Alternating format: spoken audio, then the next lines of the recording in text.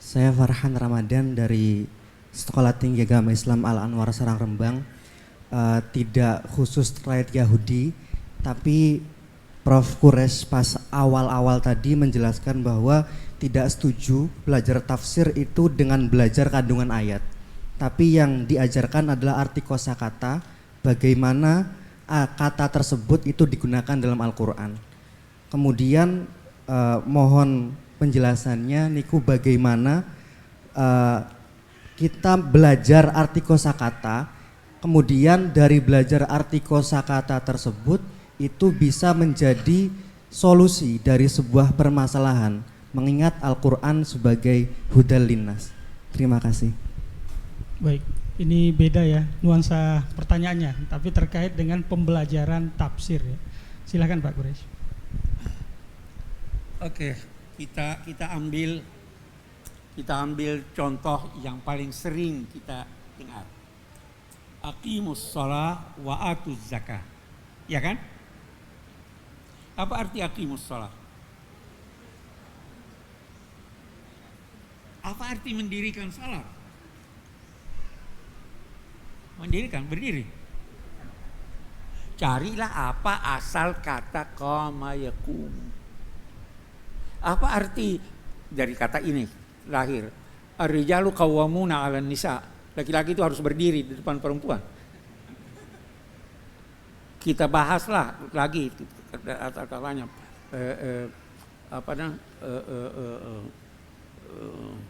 qa'iman bil qist. Tuhan berdiri. Harus Anda tahu apa arti qama asalnya dan sebagainya. Qama itu berarti melaksanakan sesuatu sebaik mungkin, sesuai dengan syarat-syaratnya, rukun-rukunnya, sunnah-sunnahnya. Jadi waktu berkata aqimus shalah apa artinya? Laksanakan salat secara sebaik mungkin, sesuai rukun-rukunnya, syarat-syaratnya dan sebagainya. Itu misalnya Allah qa'iman bil qist, melaksanakan secara sempurna, memberikan segala sesuatu haknya, menganugerahkan kepada mereka kebutuhannya, tetapi itu dianugerahkannya secara qist. Apa arti qist? Qist itu beda dengan adil. Adil itu perlakuan yang sama yang bisa menjadikan salah satu pihak tidak senang. Itu adil. Saya beri contoh. Ada orang tampar Anda. Boleh tampar dia juga? Boleh. Boleh tampar dia 2 kali kalau dia tampar Anda sekali. Nah, kalau Anda tampar dia, dia senang atau tidak? Dia tidak senang. Tahu? Itu adil. Tapi Kristus memberi putusan yang menjadikan semua senang. Saya beri contoh. 2 anak kakak beradik berkelahi. Adiknya minta mainan kakak. Adil. Itu kakakmu punya, ambil. Adil enggak itu? Adil.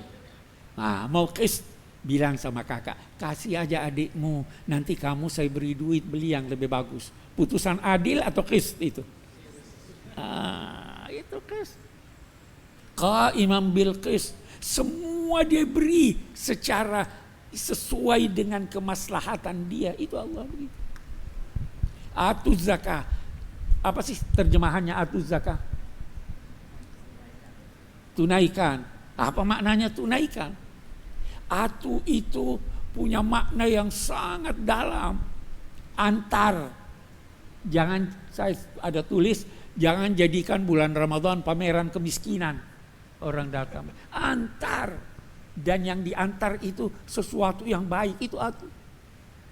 Itu kan kita, begitu Anda temukan kata atu di mana-mana, oh ini maksudnya begini. Jelas kan? Nah, itu yang kita ingin pelajari. Sehingga tidak perlu terulang. Oke, baik. Baik, ini masih ada 5 menit ya. Masih ada? Oke, silakan ke depan. Ya, kasih mic-nya. Silakan. Bismillahirrahmanirrahim. Perkenalkan, nama saya Muhammad bin Haji Hazmin, santri An-Nuqoyah Sumeneb yang kebetulan sekarang juga nyantri di Baitul Quran angkatan 31. Karena dari tadi sudah bertanya tentang Bani Israel, saya ingin bertanya tentang cara kami untuk menghadapi di masyarakat nanti sebagai santri. Jadi Habib, kami sebagai santri itu kadang di masyarakat menghadapi 2 dilema. Dilema yang pertama, kami kadang dianggap baik atau hebat melebihi apa yang sebenarnya kami mampu. Nah, hal ini memberikan 2 dampak. Pertama, kadang untuk orang-orang yang imannya masih lemah akan sedikit congkak karena dianggap mampu hal ini, memiliki kelebihan ini dan itu. Dan yang kedua, terkadang kita justru merasa takut untuk mengecewakan orang-orang yang menganggap kita mampu di dalam berbagai hal, seumpama untuk mengisi pengajian dan lain sebagainya. Namun di sisi lain juga ada prasangka yang menganggap kita itu kurang baik. Karena dogma di masyarakat itu berkembang bahwa santri itu biasanya ini tok, hal agama tok, skill dalam hal yang bersifat umum atau pengetahuan umumnya itu kurang. Jadi padahal sebenarnya kami pun tidak seburuk yang mereka sangka. Lantas bagaimana cara kami selaku santri, selaku rijalul Quran untuk menghadapi stigma-stigma yang demikian? Mengenai pandangan masyarakat terhadap santri, ada yang menganggap santri itu begitu sempurna, tapi ini menimbulkan dilema, nanti mereka takut sombong atau bisa jadi takut tidak bisa memenuhi harapan mereka. Dan ada juga yang menganggap santri itu hanya tahu agama saja, sementara umum tidak tahu. Tidak ada manusia yang sempurna. Jangan pernah beranggapan bahwa semua pertanyaan Anda bisa jawab. Dan yakinkan itu pada yang bersangkutan bahwa saya belum tentu jawaban saya ini benar. Ya kan? Apa itu? Nabi Musa itu ditegur Tuhan karena dia merasa dirinya, ditanya siapa yang paling pandai? Saya. Kamu pergi belajar lagi sama Khidir. Itu sebabnya saya tidak mau disebut kiai. Kiai itu terlalu tinggi. Iya kan? Akhlaknya tinggi. Itu kiai. Panutan. Tapi kiai-kiai kita yang kiai betul itu tidak akan berjawab kecuali dia tahu betul, dan itu pun kalau ada yang dia anggap lebih pandai dari dia tunjuk. Begitu kan kita punya sifat kiai-kiai. Ini yang hilang.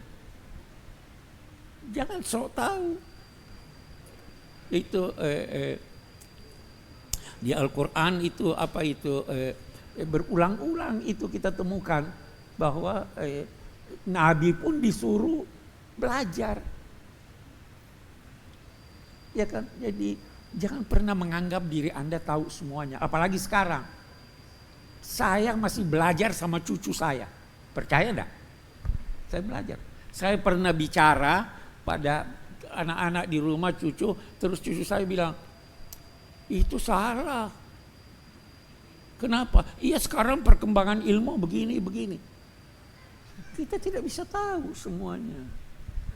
Jadi harus rendah hati. Nabi pun masih dituntut untuk apa? Qul rabbi zidni ilma.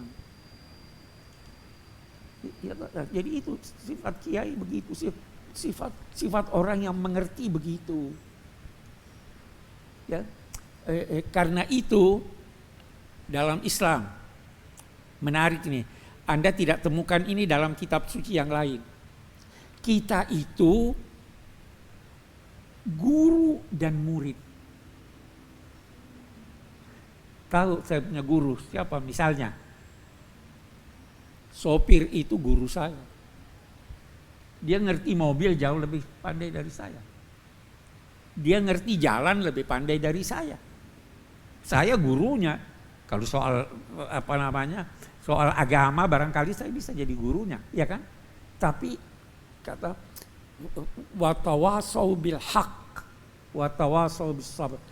Tawasau bil haq itu saling ingat, mengingatkan menyangkut kebenaran, menyangkut ilmu. Jadi setiap Anda harus mengingatkan tentang kebenaran dan harus menerima peringatan dari orang lain menyangkut. Jadi semua guru, semua murid. Jangan perlu saya tahu semuanya, enggak ada. Jelas itu ya, perlu rendah hati, apalagi kalau memang rendah.